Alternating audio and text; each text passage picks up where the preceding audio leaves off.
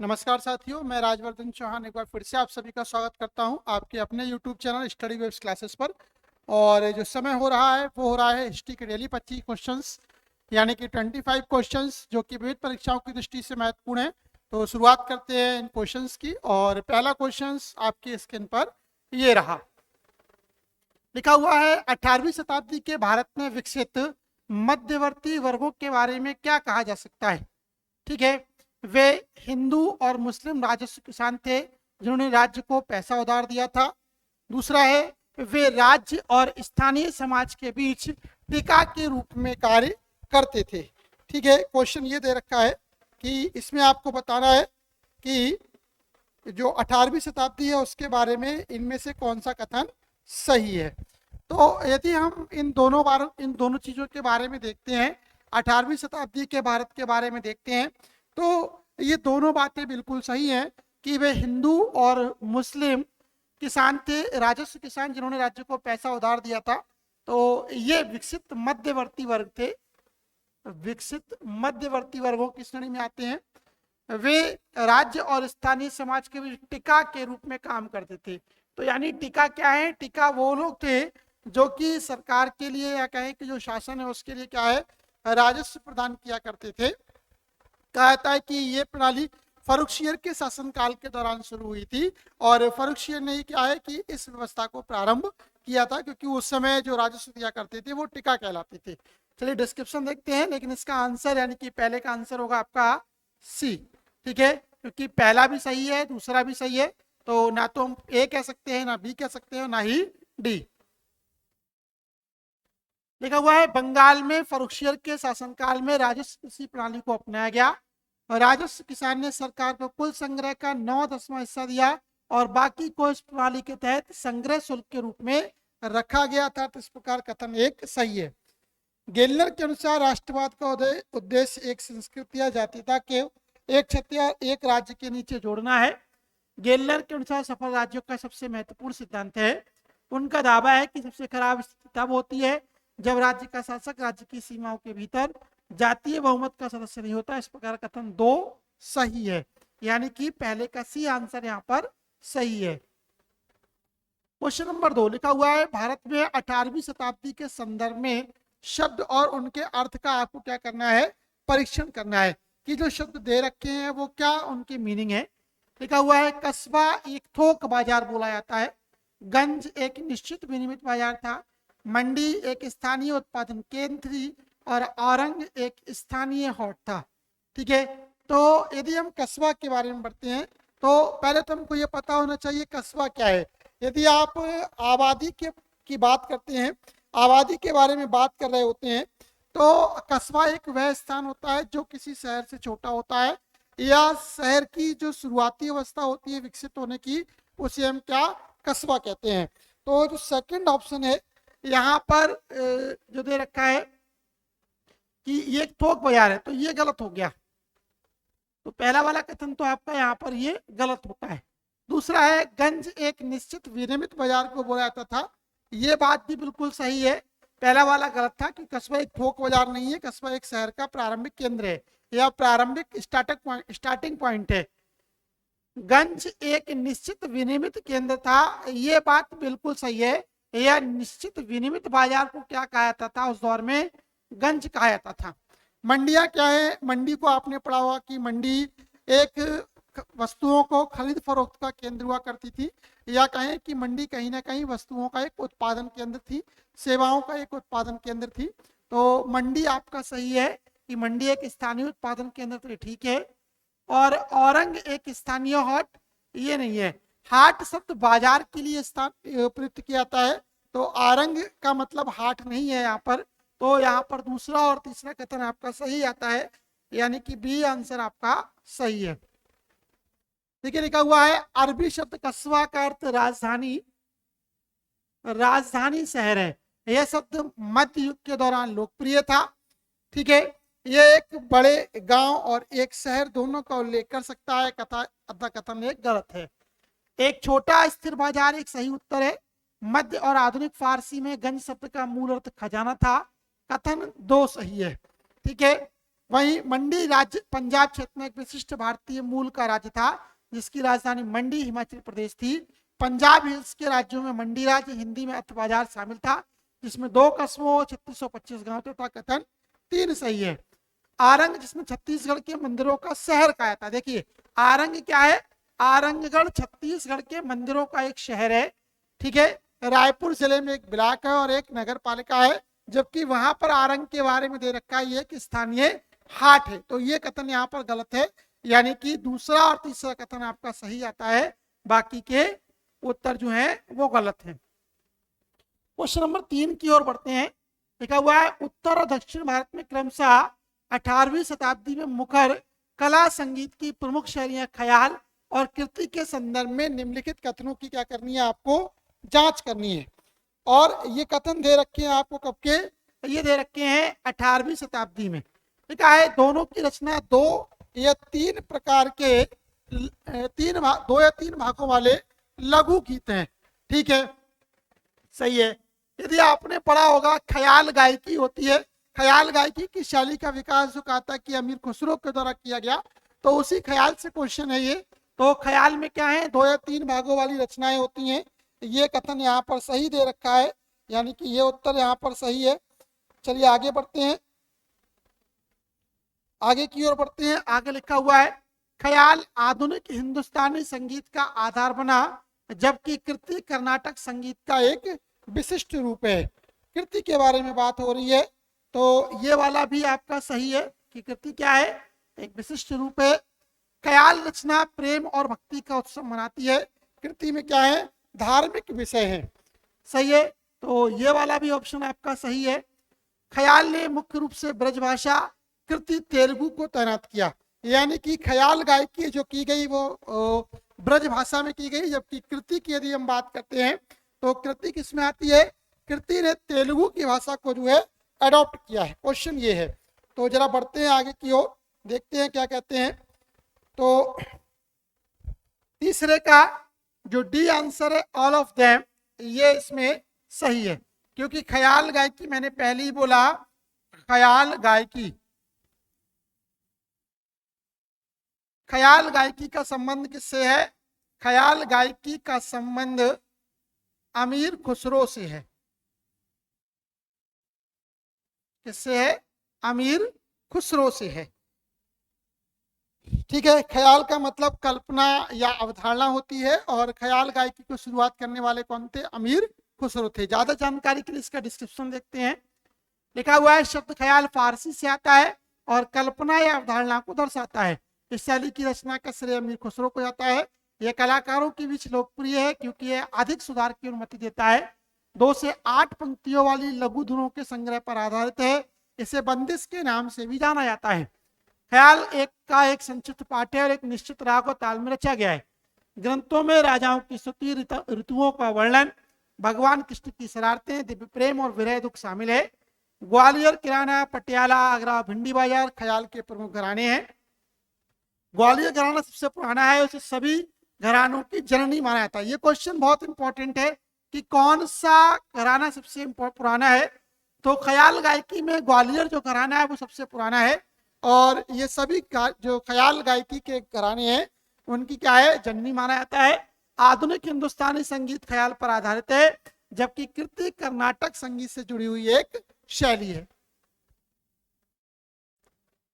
Question number 4 लिखा हुआ है जिन तात्कालिक कारणों से सिराजुद्दौला ने 1756 में कलकत्ता की घेराबंदी की थी वो कौन कौन से कारण थे।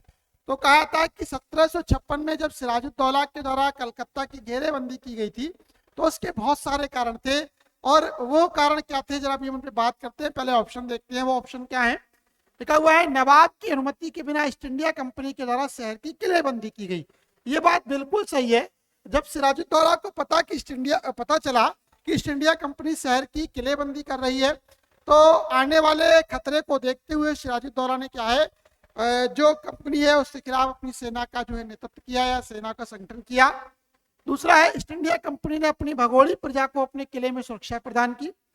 ये भी बात सही है, क्योंकि ईस्ट इंडिया कंपनी के जो अनुयायी थे या कहें कि जो लोग बादशाह के खिलाफ बगावत कर रहे थे, तो बादशाह ने उस ऐसी प्रजा का पीछा किया और ये लोग कहाँ पर आ गए, ईस्ट इंडिया के इसी किले में, ईस्ट इंडिया के किले में, कलकत्ता की जब बात करते हैं, वहां पर जो इसका पहला किला बनाया गया था, तो उसमें ये लोग रह रहे थे। तो ये भी बात सही है कि इसके कारण भी उसने इसकी घेराबंदी की। ईस्ट इंडिया कंपनी दस्तक और परमिट का व्यापार किया करती थी, ये भी बात सही है, क्योंकि राजा के द्वारा जो है उसके लिए ये विशेष परमिशन मिली हुई थी कि वो दस्तक और परमिट का व्यापार कर सकती है और बगैर टैक्स दिए ही क्या है वो बंगाल में अपने व्यापार को संचालित कर रही थी। ठीक है, शासक वर्ग का एक वर्ग अंग्रेजी ईस्ट इंडिया कंपनी की ओर आकर्षित हुआ था। यह कथन भी सही है कि शासकों का एक वर्ग ईस्ट इंडिया कंपनी की ओर आकर्षित हुआ। कहा जाता है कि नवाब सिराजुद्दौला का एक नवाब था वो, और उसका जो सेनापति था मीर कासिम, ये अंग्रेजों के द्वारा छलपूर्वक अपनी ओर मिला लिए गए और इन्होंने क्या है कि नवाब सिराजुद्दौला के खिलाफ बगावत की या उसके साथ धोखेबाजी की, और इसी के कारण क्या है सिराजुद्दौला की जो है 1757 के प्लासी के युद्ध में क्या उसकी हार होती है। तो ये कुछ तात्कालिक कारण थे जिसकी वजह से, तो इसमें ऑल ऑफ दीज ऑप्शन जो है वो सही लगते हैं, या सारे आंसर इसमें ये सही है। चलिए डिस्क्रिप्शन देखते हैं। कलकत्ता की घेराबंदी 20 जून 1756 को बंगाल सूबा और ब्रिटिश ईस्ट इंडिया कंपनी के बीच लड़ी गई थी। बंगाल के नवाब सिराजुद्दौला ने फोर्ट विलियम में रक्षा निर्माण के लिए कंपनी को, ठीक है, बंगाल में एक किला है फोर्ट विलियम का किला जो कि कंपनी के द्वारा बनाया गया, दंडित करने के लिए कलकत्ता को जीतने की योजना बनाई। निगमशाही फरमान से प्राप्त अधिकार के आधार पर बंगाल प्रांत के भीतर सीमा शुल्क मुक्त व्यापार करने के लिए अपने एजेंटों को अधिकृत करने वाले दस्तक जारी करता था। हालांकि असल में कंपनी के निजी व्यापारियों ने सरकार की चौकियों के लिए दस्तक देकर मुक्त व्यापार के अधिकार का उल्लंघन किया। इस प्रकार कथन डी सही है। यानी कहने का मतलब है कि जब ईस्ट इंडिया कंपनी के द्वारा दी गई सुविधाओं का, दी गई रियायतों का दुरुपयोग किया जाने लगा, तब बंगाल का जो नवाब था सिराजुद्दौला, उसके द्वारा क्या है बंगाल के इस ईस्ट इंडिया कंपनी को जो है सबक सिखाने के उद्देश्य से बंगाल की घेराबंदी की गई थी। क्वेश्चन नंबर 5 की ओर बढ़ते हैं। क्वेश्चन नंबर 5 क्या कहता है जरा देखिएगा। क्वेश्चन नंबर 5 की ओर हम बढ़ रहे हैं। क्वेश्चन नंबर 5 क्या कहता है जरा देखिएगा। लिखा हुआ है निम्नलिखित कथनों को पढ़िए। क्वेश्चन नंबर 5 में कुछ स्टेटमेंट दे रखे हैं, इन स्टेटमेंट को पढ़ना है। और लिखा हुआ है भारत में ब्रिटिश औपनिवेशिक नीति को ब्रिटिश विस्तारवादी नीति के व्यापक संदर्भ में आकार दिया गया था। बिल्कुल सही है, क्योंकि जो ब्रितानी थे या जो ब्रिटिश लोग थे उनकी महत्वाकांक्षा ये थी कि ज्यादा से ज्यादा राज्यों को अपने अधिकार क्षेत्र में लाया जाए, उनका गुलाम बनाया जाए और फिर क्या वहां पर शासन किया जाए। ट्यूडर अवधि के दौरान स्पेन पर ब्रिटिश विजय ने साम्राज्यवादियों के रूप में खुद को ब्रिटिश छवि को आकार देने में मदद की। ये एक उनका आपस की कहते हैं कि ब्रिटेन की यदि राजनीति को पढ़ेंगे तो वहां पर ये चीज मिलती है। अंग्रेजों ने दावा किया उन्हें भारत जैसे बर्बर राष्ट्र में रहने और सुधारने की जिम्मेदारी भगवान ने दी है। ये बात बिल्कुल सही है कि ईस्ट इंडिया कंपनी के द्वारा ये दावा किया गया कि भारत एक अविकसित राष्ट्र है और ईसा मसीह के आदेश पर या कहें ईश्वर के आदेश पर क्या है वो इस राष्ट्र को उन्नत करने या सुधारने के लिए यहाँ पर आए हैं। तो तीसरा ऑप्शन भी सही है। भारत की उष्णकटिबंधीय जलवायु को पूर्वी भ्रष्टाचार के कारण के रूप में देखा गया। तो जो भारत की उष्णकटिबंधीय जलवायु है, इस उष्णकटिबंधीय जलवायु से भारत में बहुत सारे व्यापार या बहुत सारी फसलों का जो है कहते हैं कि उत्पादन संभव है, और इन्होंने क्या है ईस्ट इंडिया कंपनी को अपनी ओर आकर्षित किया था, तो जिसके कारण जो है ईस्ट इंडिया कंपनी भारत में आई। तो यानी कि यहाँ पर जो 4 स्टेटमेंट दे रखे हैं उनमें 4 के चारों सही हैं, यानी कि ऑल ऑफ द एबव जो है यहाँ पर सही आंसर होगा। अंग्रेजों ने भारतीय क्षेत्रों के एक के बाद एक करके अपने साम्राज्य का विस्तार करना शुरू किया। भारत में अपने क्षेत्र का विस्तार करने के लिए अंग्रेजों द्वारा सहायक गठबंधन रणनीतियों और डॉक्ट्रिन ऑफ लैप्स का इस्तेमाल किया गया था। एंग्लो स्पेनिश युद्ध स्पेन और इंग्लैंड के राजाओं के बीच कभी भी औपचारिक रूप से घोषित आंतरिक संघर्ष नहीं था। यह संघर्ष 1585 में रॉबर्ट इटली लीसेस्टर के अर्ल के नेतृत्व में एक सैन्य अभियान के साथ शुरू हुआ, जो उस समय स्पेनिश इंपीरियल पावर के राज्य जनरल के विरोध के समर्थन में स्पेनिश नीदरलैंड था। अंग्रेजों ने महसूस किया कि उन्हें भारत जैसे आधुनिक देश पर कब्जा करने और बदलने के लिए भगवान द्वारा सौंपा गया है। The white man burden British उपनिवेशवाद को सभ्यता के एक मिशन के रूप में बढ़ावा देता है, जो अंततः उपनिवेशित मूल निवासियों को लाभान्वित करता है और विषयगत रूप से किपलिंग के विचार से मेल खाता है कि ब्रिटिश साम्राज्य पृथ्वी पर भगवान के साम्राज्य को शासित करना अंग्रेजों का दिव्य बोझ है। मध्य एशिया और हिंद महासागर के बीच गर्मी के तापमान में बड़ा अंतर इस परिवर्तन का प्राथमिक कारण है। आमतौर पर विषुवतीय अंतर उष्णकटिबंधीय अभिसरणीय क्षेत्र भारत ITCZ में उत्तर की ओर एक मौसमी यात्रा करता है जो बेहद अस्थिर मौसम का एक कम दबाव वाला बेल्ट है। इस प्रकार कथन डी सही है। क्वेश्चन नंबर 7 देखिएगा, लिखा हुआ है सिंध के विलय के लिए लॉर्ड एलनबैरो जिम्मेदार थे। बिल्कुल बात सही है। सिंध का जो विलय है लॉर्ड एलनबैरो के समय में किया गया। और अगला जो स्टेटमेंट दे रखा है विधवा पुनर्विवाह अधिनियम लॉर्ड कैनिंग के द्वारा किया गया, तो ये वाला स्टेटमेंट भी बिल्कुल सही है कि विधवा पुनर्विवाह अधिनियम लॉर्ड कैनिंग के द्वारा ही पारित किया गया। तो कूट सही कथनों की बात करता है, तो A एंड B दोनों ऑप्शन आपके यहाँ पर सही है। ठीक है, A एंड B यहाँ पर दोनों के दोनों ऑप्शन आपके सही हैं।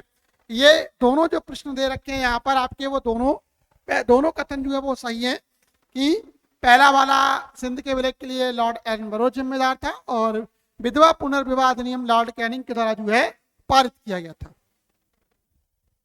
आप चाहें तो इसे देख सकते हैं डिस्क्रिप्शन को, क्योंकि ये क्वेश्चंस हमारी क्लास जो ऑफलाइन क्लासेस हैं वहां पर ऑलरेडी इनके बारे में हम बात कर चुके हैं। लिखा हुआ है क्वेश्चन नंबर 7, ठगी अधिनियम 1936 को तैयार करने का श्रेय भारतीय दंड संहिता का मसौदा तैयार करने का श्रेय जो है आपका मैकाले की महत्वपूर्ण भूमिका थी। ठीक है, कहता है मैकाले 1813 के चार्टर एक्ट में जो दिए गए प्रावधानों को सुलझाने के लिए भारत आया था। तो 1833 में उसका भारत आगमन होता है 33-34 में। और लॉर्ड विलियम बेंटिक ने इसको अपने यहाँ पर जो है कानूनी सलाहकार अपॉइंट किया था। कहता है ब्रिटिश से ये गवर्नर जनरल का जो है काउंसिल का जो ब्रिटिश काउंसिल है उसका कानूनी सलाहकार बनकर भारत आया था। और 19वीं शताब्दी के अंत में शाही राज्य द्वारा प्रगतिशील कराधान पर गंभीरता से विचार किया गया। तो ये दोनों ही ऑप्शन यहाँ पर सही है कि भारतीय दंड संहिता यानी कि IPC को तैयार करने में मैकाले की भूमिका थी, ठगी को समाप्त करने में लॉर्ड विलियम बेंटिक की भूमिका थी, और 19वीं शताब्दी के अंत में शाही राज्य के द्वारा, तो यानी कि बोथ 1 एंड 2 दोनों सही है, यानी कि सी ऑप्शन यहाँ पर बिल्कुल सही है। देखिएगा, ठगी और डकैती दमन अधिनियम 1836 से 1848 ईस्ट इंडिया कंपनी शासन के तहत ब्रिटिश भारत में पारित कानूनों का एक समूह था। अधिनियमों ने ठगी उत्तर प्रदेश और मध्य भारत में एक आम प्रथा अवैध बना दी। अधिकारों में हत्या, विकृति और डकैती भी शामिल थी। अध्यादेश ने डकैती क्षेत्र में एक प्रकार की अराजकता को भी अवैध बना दिया। इस प्रकार का कथन एक सही है। 19वीं शताब्दी की शुरुआत में कोई आयकर नहीं थे, लेकिन वे गृहयुद्ध और 1890 के दशक के दौरान संक्षिप्त रूप से दिखाई दिए। 1913 तक 16वें संशोधन के अधिनियम के साथ आयकर अमेरिकी जीवन का एक स्थायी तत्व नहीं बन जाएगा, अतः कथन 2 गलत है। तो यहां पर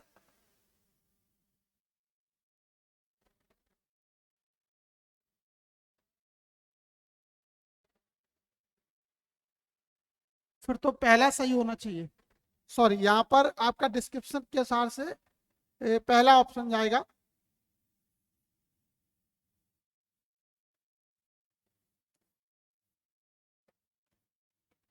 क्योंकि अतः कथन 2 गलत दे रखा है, तो पहला ही ऑप्शन सही होगा। क्वेश्चन नंबर 8, चौथा आंग्ल मैसूर युद्ध कई कारकों के कारण हुआ। चौथा आंग्ल मैसूर युद्ध की यदि हम बात करते हैं तो ये टीपू सुल्तान और अंग्रेजों के बीच में लड़ा गया था।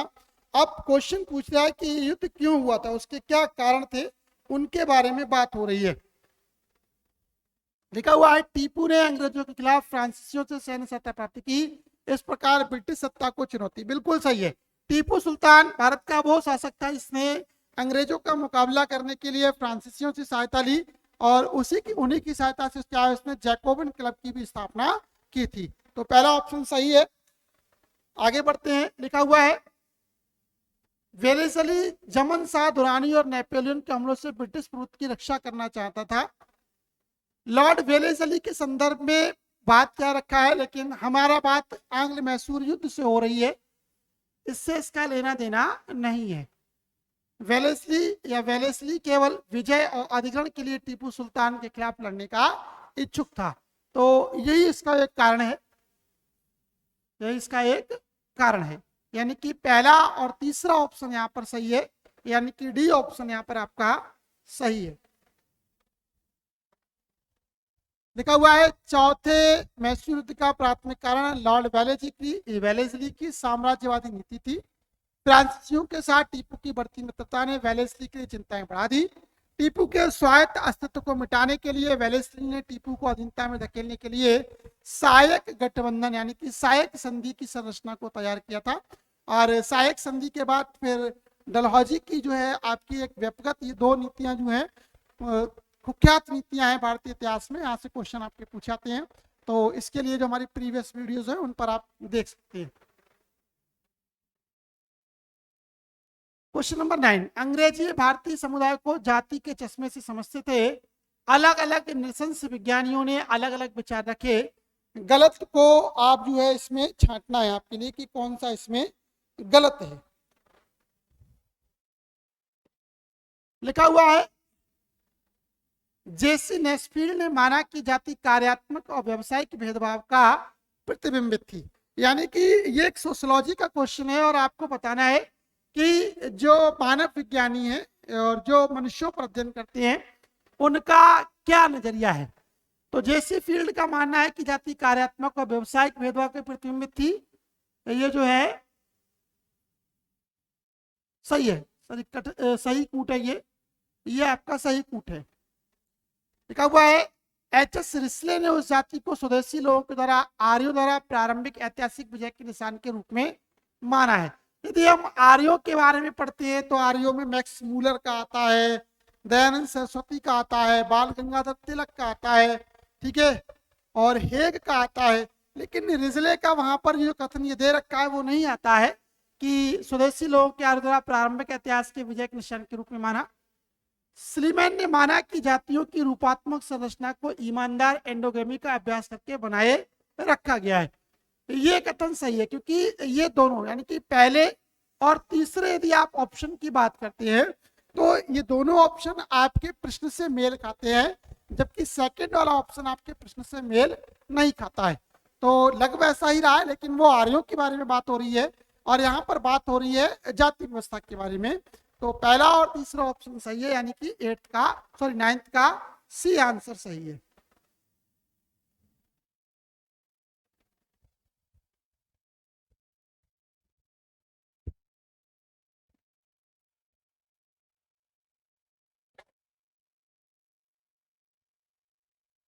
प्लासी का युद्ध किसके कारण लड़ा गया? सिराजुद्दौला की अयोग्य नीतियां नंबर 1, नंबर 2 नवाब के खिलाफ जगत सेठ मीर जाफर और अंग्रेजों की साजिश, बंगाल की राजनीति में हस्तक्षेप करने के लिए ब्रिटिश व्यापारियों की साम्राज्यवादी महत्वाकांक्षा। ये तीनों ऑप्शन के सही है यहाँ पर, क्योंकि इससे पहले भी हम बात कर चुके हैं। जब सिराजुद्दौला ने बंगाल का घेरा डाला तो उसके बहुत सारे कारण उसने बताए थे, लेकिन उस युद्ध के बाद यानी 1756 में घेरा डाला गया। 1757 में प्लासी का युद्ध हुआ जिसमें करलाइव की सेना ने जो है सिराजुद्दौला की सेना को पराजित किया और उसके 3 मुख्य कारण थे। एक तो ये था कि जो उसका सेनापति था मीर जाफर, उसने अपने मालिक के साथ यानी कहें सिराजुद्दौला के साथ धोखेबाजी की, अंग्रेजों की व्यापारिक महत्वाकांक्षाएं, और सबसे पहला जो सिराजुद्दौला की अयोग्य नीतियां हैं वो इसके लिए जो थी जिम्मेदार थी। तो 10 का डी आंसर यहाँ पर सही है।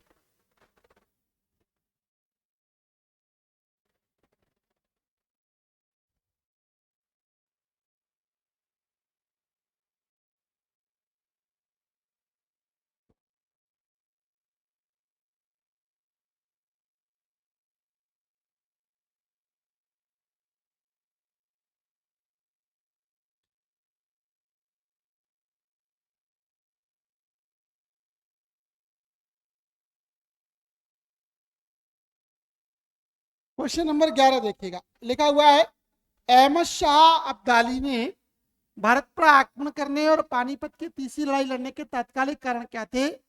देखिएगा, तो देखिएगा अहमद शाह अब्दाली ने जब भारत पर आक्रमण किया तो उसका सबसे बड़ा रीजन था वो ये था कि वह अपने वायसराय तैमूर शाह के निष्कासन का बदला लेना चाहता था।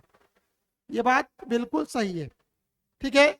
और लिखा हुआ है उन्हें पंजाब पर आक्रमण करने के लिए जालंधर के निराश गवर्नर अदीना बेग खान के द्वारा आमंत्रित किया गया था। ये भी बात सही है, क्योंकि जो मुगल सल्तनत है, जो मुगलिया साम्राज्य है, उसके जो वफादार है, जो उसके गवर्नर थे, वो अपने ही शासन के खिलाफ जो है विद्रोह करने लगे थे। तो अपनी महत्वाकांक्षाओं को पूरा करने के लिए जो है विदेशियों को आक्रमण करने के लिए बुलाया गया, तो ये भी सही है। वह चाहर महल, गुजरात, औरंगाबाद, सियालकोट और पसरूर के राजस्व का भुगतान न करने के लिए मुगल प्रशासन को दंडित करना चाहता था। ये भी बात सही है। और वह पंजाब के उपजाऊ मैदानों को दिल्ली की सीमाओं तक अपने राज्य में मिलाना चाहता था। तो यानी कि इसमें चारों के चारों कथन यहाँ पर सही है, यानी कि 10th का जो सही आंसर है वो आपका डी होगा।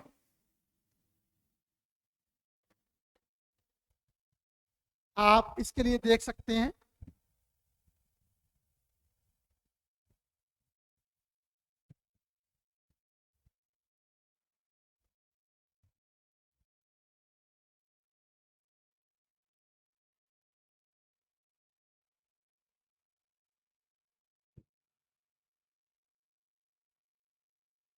ओहो,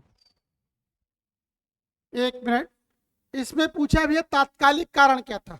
तो तात्कालिक कारण तो इसका जो वो पहला वाला ही सही है कि वो तात्कालिक कारण क्या है, ऑप्शन ए, कि वह मराठों के द्वारा जो है लाहौर में अपने वायसराय तैमूर शाह के निष्कासन का बदला लेना चाहता था। तात्कालिक कारण पूछा भी है तो तात्कालिक कारण यही था, लेकिन बाद में ये उसके और महत्वाकांक्षाएं थी जो कि जागृत हो गई थी, ठीक है।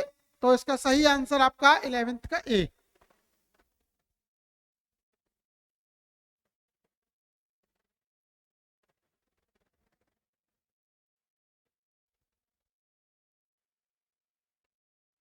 क्वेश्चन नंबर 12 देखिएगा, 12 क्या कहता है जरा देखते हैं।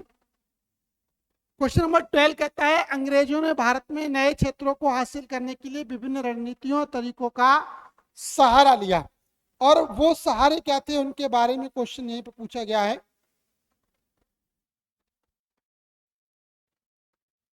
लिखा हुआ है हैदराबाद का अधिकरण करने के लिए सहायक संधि को सहायक संधि को जो है वो तैयार किया गया, ठीक है।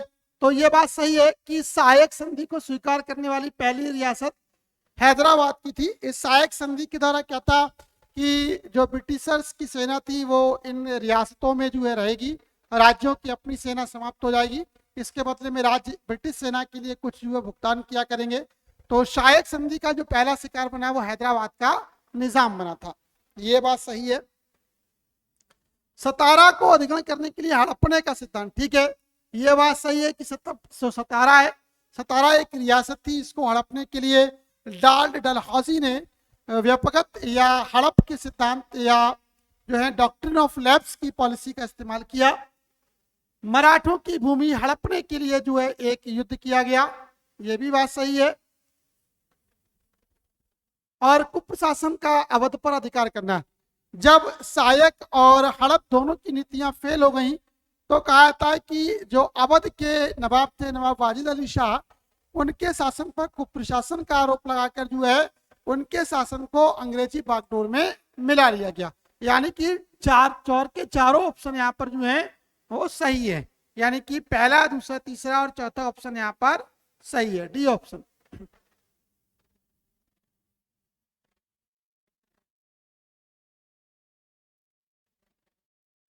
लिखिएगा क्वेश्चन नंबर, देखिएगा अगला क्वेश्चन यानी कि 13वां क्वेश्चन है। 13वां क्वेश्चन क्या कहते हैं, ध्यान दीजिएगा। लिखा हुआ है 13वें क्वेश्चन में 1820 के दशक में शासन की औपनिवेशिक नीति में परिवर्तन हुआ। इसने इस बात पर जोर दिया कि मानव स्वभाव को किसके द्वारा बदला जा सकता है, ठीक है। तो शिक्षा, ये बात बिल्कुल सही है कि शिक्षा के द्वारा मनुष्य की जो सोच है, मनुष्य का जो स्वभाव है वो बदला जा सकता है। यदि आप 1813 का चार्टर एक्ट पढ़ेंगे तो इसमें क्या है, 1 लाख रुपए की राशि भारतीयों के जो है शिक्षा पर ही खर्च करने की बात की गई, तो ये बात सही है। मुक्त व्यापार को बढ़ावा देने से क्या है कि मानव की जो सोच है उसमें परिवर्तन आता है, तो ये वाला ऑप्शन भी सही है। कानूनों का निष्पादन, ये भी एक सही है, क्योंकि यदि आप पढ़ेंगे मैकाले को तो मैकाले के द्वारा ही बहुत सारे कानून बनाए गए। आईपीसी की अवधारणा मैकाले के द्वारा बनाई गई। लॉर्ड विलियम बेंटिक का टाइम पीरियड था और बहुत सारे ऐसे सुधार जो थे वो कानूनों के द्वारा किए गए, चाहे वो विधवा प्रथा हो, चाहे वो सती प्रथा हो, चाहे विधवा विवाह पुनर्विवाह अधिनियम हो, चाहे ठगी प्रथा का अंत हो, ये बहुत सारे काम उस समय में किए गए। और टाइम्स उसमें वायसराय जो था वो हाथ का Lord Canning, sorry governor general की यदि हम बात करते तो वो था कैनिंग।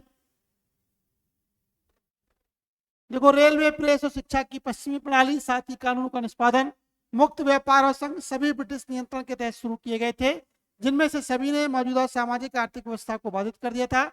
हालांकि शोषण की प्रथाओं ने भारत के व्यापार के विकास और एक परिष्कृत आर्थिक संरचना की स्थापना की संभावनाओं को खत्म कर दिया। इस प्रकार कथन डी सही है।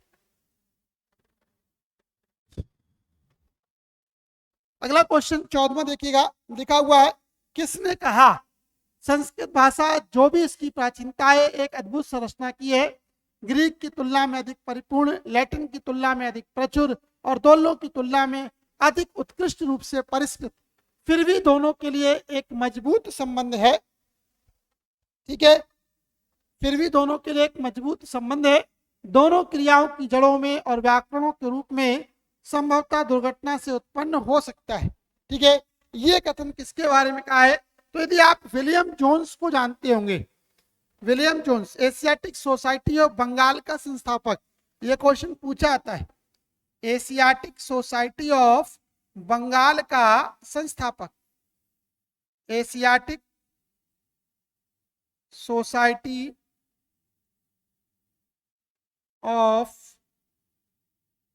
बंगाल का संस्थापक कौन था? तो एशियाटिक सोसाइटी ऑफ बंगाल का संस्थापक विलियम जोन्स था।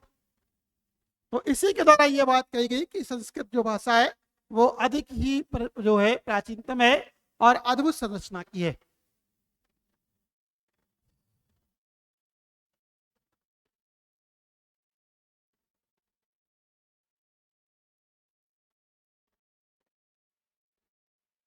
क्वेश्चन नंबर 15 देखिएगा, लिखा हुआ है कोलब्रुक ने, क्वेश्चन नंबर 15 देखिएगा, लिखा हुआ है कोलब्रुक ने ग्रीक और संस्कृत के बीच संरचनात्मक समानताएं स्थापित की थी।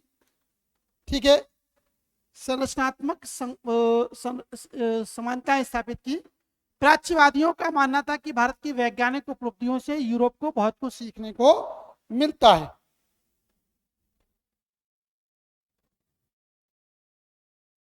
तो जो बी ऑप्शन है यहाँ पर कि प्राच्यवादियों का मानना था, ये वाला जो कथन है वो यहाँ पर सही है, यानी कि बी ऑप्शन यहाँ पर सही है, बाकी के ऑप्शन गलत है। देखिए डिस्क्रिप्शन देखते हैं क्या है। पांडिचेरी भारत में एक फ्रांसीसी जेसुइट ने 1768 में जोन्स से 20 साल पहले संस्कृत और लैटिन और ग्रीक के बीच समानता को पहचाना और फैसला किया कि तीनों भाषाओं का एक ही मूल होना चाहिए। इस प्रकार कथन ए गलत है। ठीक है, कोलब्रुक। अगला है, प्राच्यविद मुख्य रूप से ब्रिटिश प्रशासक इतिहासकार थे जो भारतीय संस्कृति की भव्यता में विश्वास करते थे और भारतीयों को उनकी मूल भाषाओं में शिक्षित करने की वकालत करते थे, और उन्होंने यह भी महसूस किया कि भारत की वैज्ञानिक उपलब्धियों से यूरोप को बहुत कुछ सीखने को मिलता है। यदि हम प्राच्यविद की बात करते हैं तो ईस्ट इंडिया कंपनी के संदर्भ में प्राच्यविद वो लोग भी कहे जाते हैं जिन्होंने भारतीय एजुकेशन सिस्टम की जो है सराहना की थी।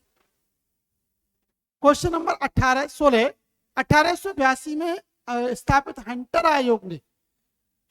आयोग ने उस समय की औपनिवेशिक नीति को समन्वित किया जो स्कूलों में के प्रति वुड डिस्पैच द्वारा निश्चित की गई थी, इसमें शामिल है। ठीक है, तो देखिएगा निश्चित पाठ्यक्रम, यदि हम वुड डिस्पैच पढ़ते हैं तो भारतीय शिक्षा का मैग्ना कार्टा, यदि आप इसको पढ़ें, वुड डिस्पैच क्या है? भारतीय शिक्षा का मैग्ना कार्टा।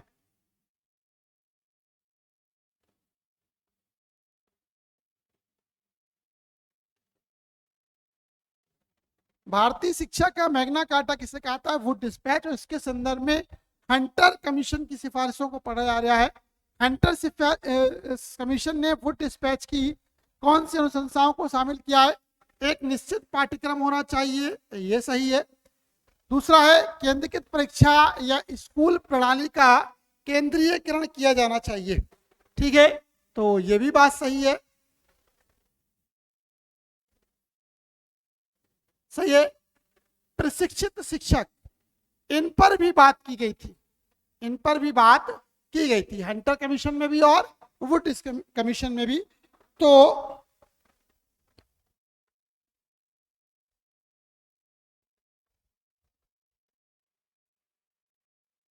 इसके हिसाब से तीसरा ऑप्शन भी होना सही चाहिए, लेकिन यहाँ पर ऑप्शन दे रखे हैं केवल पहला, केवल तीसरा, दूसरा एंड तीसरा, तो पहला एंड दूसरा। तो यहाँ पर पहला और दूसरे के लिए हम जो है प्रायोरिता देंगे यहाँ पर, क्योंकि प्रशिक्षित शिक्षक की बात वुड डिस्पैच में पहले ही कर दी गई थी और हंटर ने अपनी उस रिकमेंडेशन में उसकी जो है सिफारिशों को नहीं दिया है।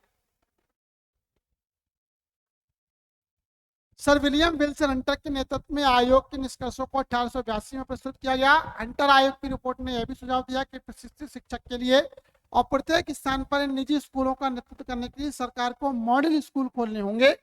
इसके अलावा माध्यमिक विद्यालय के पाठ्यक्रम में बदलाव किया गया।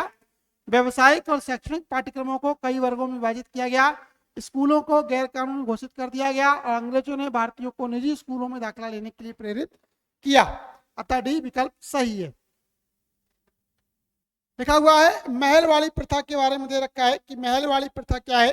तो आपको बता दें कि अंग्रेजों के द्वारा भूमि राजस्व की 3 प्रथाएं, महलवाड़ी, इसके अलावा जो रैयतवाड़ी और एक थी जमींदारी, इन 3 प्रथाओं को शुरू किया गया था।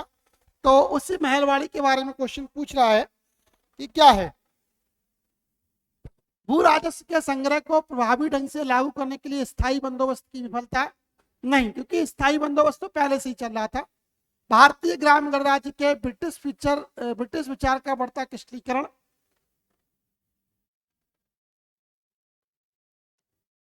एक मिनट, लिखा हुआ है भू राजस्व, सॉरी देखिएगा, लिखा हुआ है कि जो ब्रिटिश शुरुआत में अंग्रेजों के द्वारा स्थायी बंदोबस्त को लागू किया गया था, यह बात सही है, लेकिन स्थायी बंदोबस्त की विफलता ने अंग्रेजों के लिए नए टैक्सेशन या कहें नए टैक्स को आरोपित करने के लिए विवश किया। तो पहला वाला जो कथन है वो सही है, पहला वाला कथन सही है। भारतीय ग्राम गणराज्य के ब्रिटिश विचार का बढ़ता क्रिस्टलीकरण, यानी कि भारतीय जो गांव हैं उनके प्रति अंग्रेजों का जो रुझान है वो बढ़ रहा है। उपयोगितावाद औपनिवेशिक शासन का एक शक्तिशाली आदर्श बनता जा रहा है, ये भी सही है। और उपयुक्त सभी, तो इन तीनों कथन के बारे में दे रखा है, तो तीनों के तीनों कथन सही हैं, यानी कि यहाँ पर डी ऑप्शन आपका बिल्कुल सही है। देखिएगा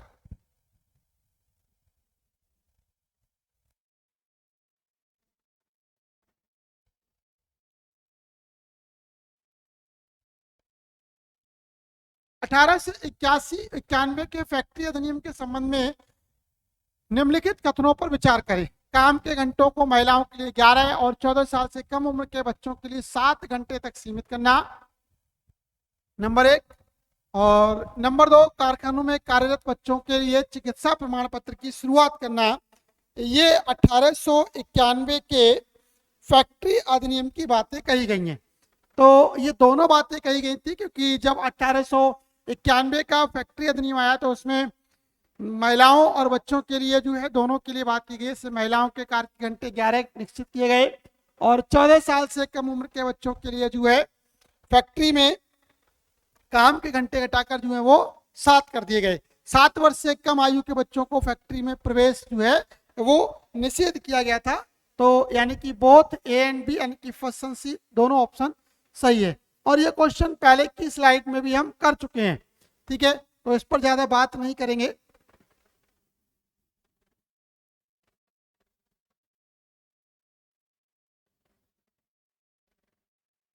क्वेश्चन नंबर 19, भारत में ब्रिटिश सरकार की विदेश नीति के संबंध में निम्नलिखित कथनों का परीक्षण करें। क्या करना है जरा देखते हैं।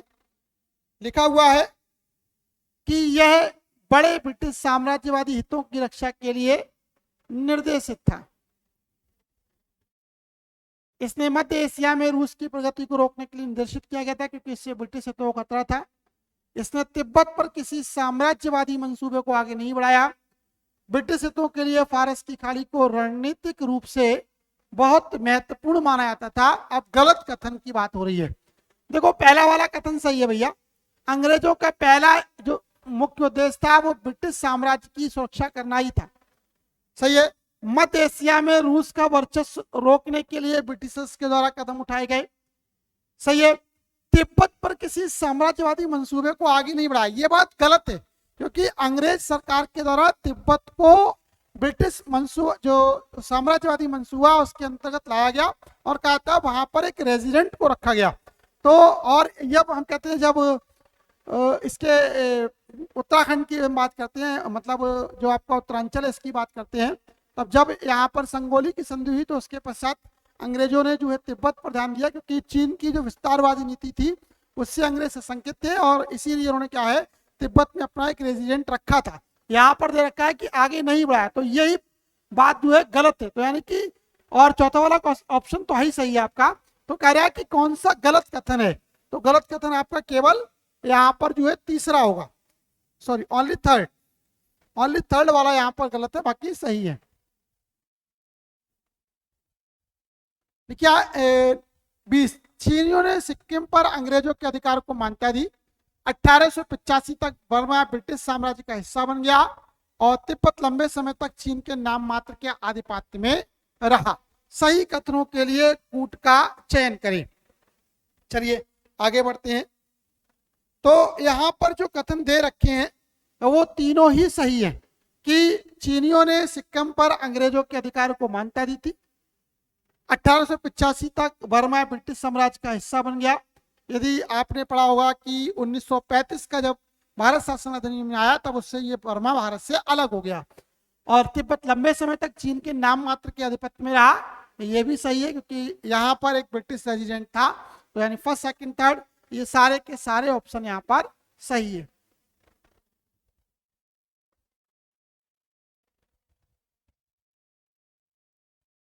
क्वेश्चन नंबर 21 देखिएगा। निम्नलिखित में से किस अधिनियम के द्वारा ये प्रावधान है कि भारतीयों को कंपनी के साथ होल्डिंग से प्रतिबंधित नहीं किया जाना चाहिए।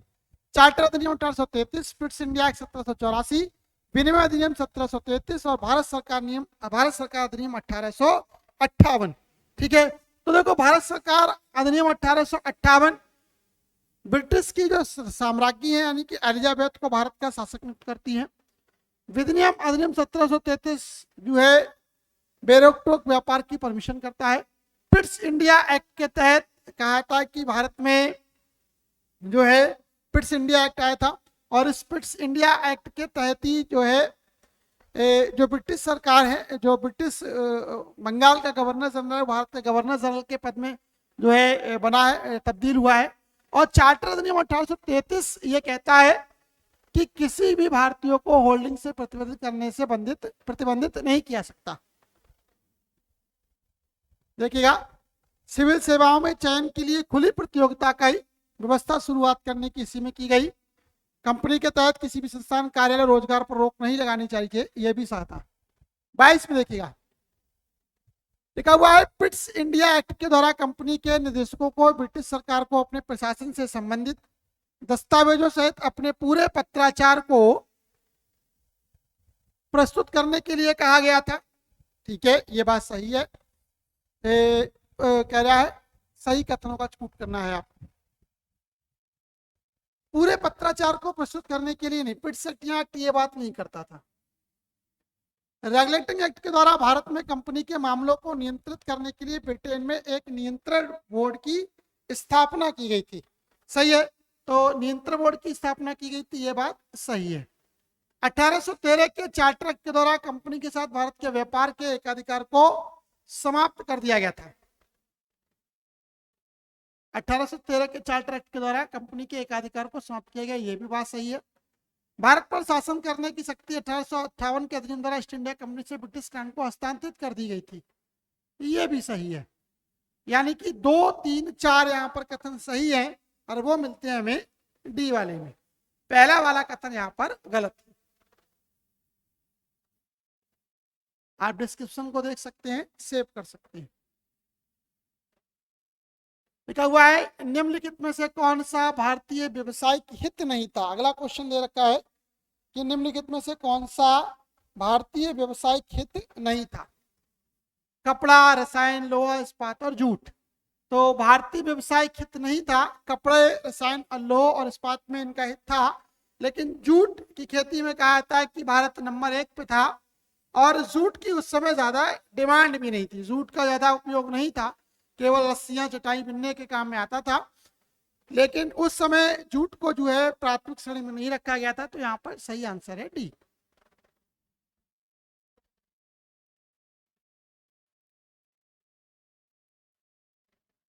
भारत में कपास की तेजी का संबंध क्या था। भारत में कपास की तेजी का संबंध क्या है, ये क्वेश्चन पूछा गया है। तो देखिएगा, स्पेनिश युद्ध, क्रीमिया युद्ध, अमेरिकी नागरिक भी प्रथम विश्व युद्ध। तो कहा था कि अमेरिकी नागरिक युद्ध, यानी कि जब अमेरिका में गृह युद्ध हुआ तो उसकी परिणति जो है भारत में कपास की डिमांड बढ़ी और इसीलिए भारत में कपास का तेजी के साथ विकास हुआ। 1860 में भारत में 31% ब्रिटिश कपास आयात की आपूर्ति की, लेकिन जब अमेरिकी गृह युद्ध छिड़ गया तो संख्या 1862 में बढ़कर 90% हो गई। फारस जैसे देश यूनाइटेड किंगडम को अपना कपास निर्यात करना शुरू कर देंगे, क्योंकि उस समय दुनिया भर के बाजार में कपास की बहुत मांग थी और कपास की धुंध ने भारतीय उपमहाद्वीप को छोड़ दिया। अमेरिका में युद्ध के कारण भारत में कपास की कीमतों में वृद्धि हुई थी। ठीक है, अंतिम क्वेश्चन लिखा हुआ है 19वीं शताब्दी में यूरोपीय बागान मालिकों द्वारा भारतीय काश्तकारों को पेशगी देने की प्रणाली निम्नलिखित में से किसके लिए विशिष्ट थी। तो यदि आप पढ़ेंगे तो ये जो क्वेश्चन आता है 25वां क्वेश्चन, तो यहाँ पर दो, डील और अफीम की खेती के लिए भारतीय बागान बड़े फेमस थे, और इसके लिए क्या है कि अंग्रेजों के द्वारा उनको अग्रिम पैसा भी दिया जाता था। तो यहाँ पर देखा जूट, चाय, इंडिगो, रबड़, नील और अफीम। तो यहाँ पर नील और अफीम ये दो चीजें ऐसी थी जिनकी डिमांड सबसे ज्यादा थी और ये भारत में ही कहा था कि उत्पादित हुआ करती थी। तो भारत में भारतीय व्यापारियों को अंग्रेजों के द्वारा क्या है, एक मुफ्त एडवांस पैसा इसके लिए दिया जाता था। तो यानी कि पहले का डी 25 का डी आंसर सही है। आप चाहें तो डिस्क्रिप्शन को देख सकते हैं, डाउनलोड कर सकते हैं। ठीक है, तो अंत में अपनी वीडियो को समाप्त करने से पहले आप लोगों से एक अनुरोध है कि यदि अभी तक आपने चैनल को सब्सक्राइब नहीं किया है तो चैनल को सब्सक्राइब करें, हमारी वीडियो को ज़्यादा से ज़्यादा लोगों के भी शेयर करें, बेल आइकन के बटन को दबाएं जिससे कि नई नई वीडियोस की जानकारी आपको समय से मिलती रहे। ठीक है, इसके साथ साथ यदि आपको हमारी वीडियो अच्छी लगती हैं तो लाइक का बटन जरूर दबाएं। इसके साथ साथ ज़्यादा से ज़्यादा लोगों में क्या है, हमारी वीडियो को जो है आप शेयर करें। आज के फिलहाल इतना ही, धन्यवाद। मिलते हैं अगली वीडियो में कुछ नए क्वेश्चंस के साथ। तब तक के लिए जय हिंद, जय भारत।